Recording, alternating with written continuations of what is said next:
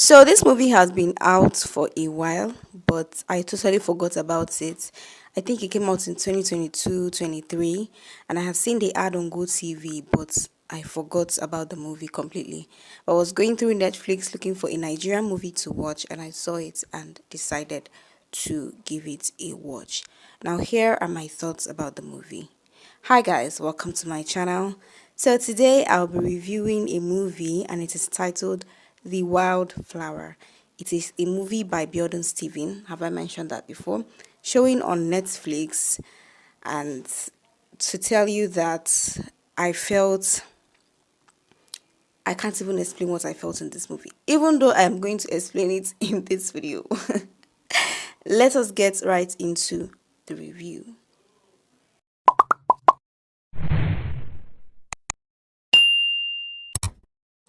So there are three different stories in this movie that are focused on three women. One is a woman that is in an abusive marriage where her husband loses his temper and beats her all the time. Now, this same woman has a teenage daughter who is facing a problem with a pervert. So there is this older guy that lives in their compound, or probably not their compound, that lives around their neighborhood, and he's a pervert because he's been looking at this teenage girl wanting to get into her dress. So this girl is trying, because there are some scenes where she tried to tell her mother that look at what is happening. This dude that you're sending me to his house to collect money from him for the goods he bought from you, he's trying to do this. She didn't get to explain to her mother what was actually happening, because her mother, on the other hand, was angry. She was an angry woman due to what she was going through in her marriage. And this particular woman started to believe that abuse in a marriage is normal, which is something that happens in a lot of homes, in a lot of relationships, that these people go through abuse of all kinds, and it happens for a very long time, that they start convincing themselves that it is normal. So on the other hand, the third character, or the third lead in this movie, is a lady named Rolly. So she has a master's in architecture, and she was looking for a job, and she got this job in this very big company, and her boss is somebody that she looks up to, because he has made a name for himself. So she started working as his personal assistant, but this man completely embarrassed himself by taking advantage of Ronnie. The R word, if you get what I mean. So they went on a business trip, and he decided to be an idiot, a complete imbecile, and R Ronnie. So these three women are going through different problems from men. So Raleigh initially had told this woman that was in an abusive marriage, had told her to just take her children and leave, because it's not healthy for the children. If you say that you're staying in this abusive marriage for the sake of the children, you're causing them more harm than good. And that is what happens to a lot of women. They stay in this type of marriages because they're like, oh, my children need their father. Trust me, they are better off without their abusive father. They are better off. If you stay in an abusive marriage thinking that it is for the betterment of the children, you are hurting them, because they have to see you guys fight all the time. And if you have females, they start believing that this thing is normal. If you have males, they start believing that this is the way a woman should be treated. So this woman was like, oh, it's normal. Every woman goes through this. Husbands beat their wives. I was shook. So she stayed in that marriage until that marriage took her life. That is how her own story ended. And her husband ran away. So her daughter, on the other hand, left without a mother and a father. They are left in the care of this lady, their neighbor, and so one day she decided to go over to their place. She was feeling all emotional. She went to their house. Everywhere was empty, crying about her mother's death. So this pervert saw her outside crying and decided to take advantage of the situation. Trust me, these people do not care. Some perverts, as long as they want to get under your dress, they do not care the emotion you're feeling as at that time. So this girl was in a very vulnerable state. She had just lost her mother. Her father had run away. She was crying, and this guy came like an angel, as if he was trying to help her, as if he was trying to console her. He was like, "Oh, God knows the best. Don't cry. Why did you come here? It's going to rile you up and stuff like that. Just come to my house." So initially, this girl has always, he rejected his offer to come to his house because Raleigh had told her to avoid this guy. Do not enter a man's house alone. And she took that advice very seriously. So this time around, she was feeling very, very vulnerable. Okay.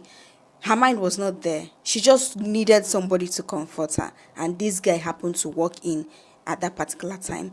So they went into his house, and of course, a predator that he is, he decided that this is the best time to attack this girl. He tried to R her, but then she saved herself by, I think she broke a bottle on his head and she ran away. She almost killed him. He was rushed to the hospital. But guess what happened? She was victim blamed. Do you know what victim blaming is? When somebody goes through something, and instead of blaming the person that did that particular thing, you are blaming the victim of that particular situation. And that is what happens a lot in this country. And that is why a lot of women and even a lot of men that have passed through abuse do not open up. They do not share the story with anyone, because when they do, instead of people to blame the person that did it, you are asking the victim, what were you doing there at that particular time? What were you wearing? Why did you enter his house now? Why did he call you and you answered? Do you know that kind of thing? That thing is victim blaming. It happens a lot, even among people that claim they are intelligent. In a time like this 21st century, in an advanced world like this, where everybody is very exposed, we hear a lot of things about situations like this. Why are people still blaming the victim? Why? Does it matter with the time? Does it matter what the person is wearing? Does it matter? Because a lot of these things happen unprovoked to harmless people, harmless men and women that do not have any weapon, do not have any ulterior motive, but they are still attacked by these people. Because when the enemy has already planned something for you, it doesn't matter what you do, it doesn't matter how you appear, it doesn't matter the time. That person that is out for you will still take every given opportunity to attack you. So, are we going to tell people not to be vulnerable? Are we going to tell people not to need comfort? So that is what happened in this story. So the mother dies of abuse. The girl is victim blamed because the mother of this man that she almost killed, the mother of the man that almost hired her, came with the police to arrest her, acting as if she wasn't a woman to understand the situation. She brought the police and she was like, this girl tried to kill my son, okay? And then the girl was like, your son tried to harm me. And she was like, what is so attractive in you that my son will want to harm you? Like, I don't even understand. You don't even need to be attractive for a pervert, a predator to attack you. You don't, like, women absolutely just have to be themselves. Just breathe and say, oh, I'm a woman, and you see them. This movie, I cannot relate because, I've not been in situations like this, but I can totally understand. And I was triggered and it made me cry a lot because I just understand. And this is something that women go through every single day. It doesn't have to be direct. The way that some people will look at you, you will just feel uncomfortable. you like just be a woman and you just have a lot on your plate already. You don't have to do anything, just be female and you already have a lot of problem. You already have a lot of things to worry about. You're already uncomfortable in a lot of situations. You cannot pass a group of boys and be comfortable. You can't pass a group of boys and just pass in peace without them looking at you somehow, or without them talking about you, or without them just making some comments about your body or about the way you look. It's embarrassing, it's annoying, and it's disgusting. So at the end of this movie, if you like to know like how the story played out, you would have to go and watch it. But at the end of this movie, there are some things that I picked up. The first one is how important a medical report is in serving justice. Medical reports practically played a very big role in this, because no matter how we try to understand the people that are in these situations, when it comes to justice and when it comes to the court of law, they always need an evidence. Okay, if you just say word of mouth, it is not enough. They always need an evidence to prove that something like this happened. So medical reports play a huge role. Just in case anybody finds themselves in this situation, I think one of the first steps, one of the first things you should do to get an evidence is to get a medical report that proves that something like this had happened to you. I don't know if you get what I mean. So medical reports play an important role in bringing justice in situations like this. Then another thing you should note is the power of social media. Another thing I picked up from this movie is the power of social. I mean, we already know it by now how powerful social media is in spreading information, very quick and very swift. Like if you're on Instagram, you're on Facebook, I believe that you're seeing a lot of news, a lot of people being called out for their bullshit, because social media is fast like that. So social media helped a lot and helps a lot to bring justice, to call people out, and I believe that it is another tool for survivors to take advantage of. You know, gone are the days where you say, "Oh, what if I say this thing and people start blaming me?" There are people like that will always blame the victim. They are not intelligent people, and they will not never understand this situation. So just forget about those people and think about the other percentage of people that are going to understand your situation. The other people that are intelligent enough not to blame you for something that another person did to you. So, social media medical reports are very important in bringing justice and calling people out for their bullshit. Another thing that you should note, or another thing that I picked up from the movie, is the power of keeping evidence through voice notes, phone calls. Record your phone calls. Record your phone calls. Once you answer that call, press record. Just in case that person is about to blab some bullshit, you have it on record. Record phone calls, record conversations. Do you get me? When If you know you're about to have a certain conversation that will give you evidence, turn on that recording on your phone. Turn on your audio recording. Very important. Save the voice notes, save the text messages, save the WhatsApp messages, Facebook messages, save all of them. They are all evidence choke. So those things play a very important role in bringing justice, because at the end of this movie we saw that all these things that I've mentioned, did one thing or the other too. And also, at least share the story with somebody. Let's start from there. Share the story with somebody. If you do not share the story at all, we're never going to know about it. Don't assume that everybody is daft to blame you. Don't assume that everybody is stupid. Okay, not everybody is going to blame the victim, so don't make that assumption. Try to share your story.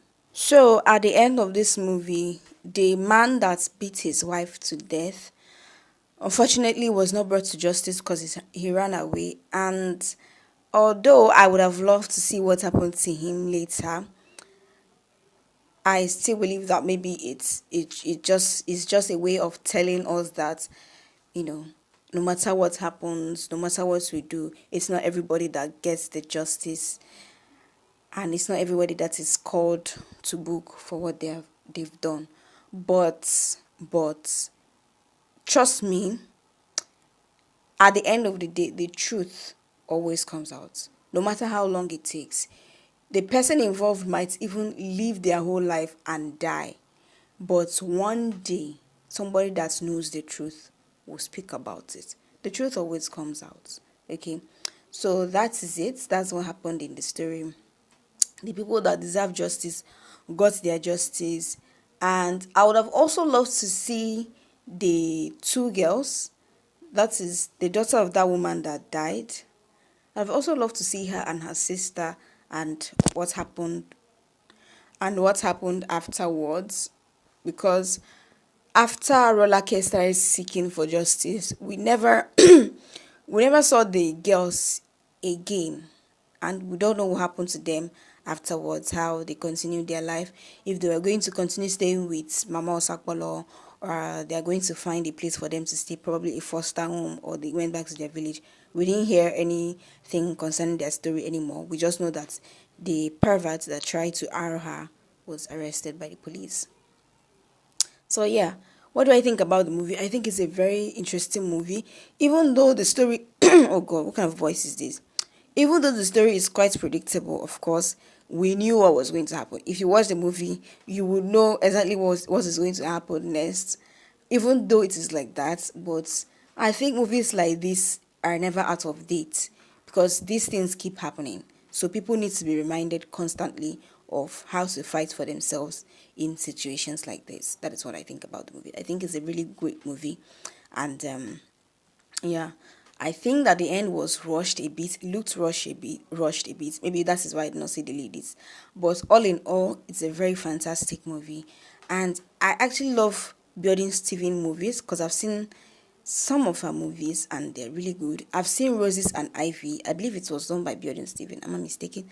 Yeah, Roses and Ivy. That was done by Uche Montana and the other lady. Yeah, I've seen it, but it's in 4 parts, so I can't get myself to review it. It's a lot. Yeah. If you'd like to see the movie, it is showing on Netflix, and the title is The Wildflower. Well, guys, that is the end of my review.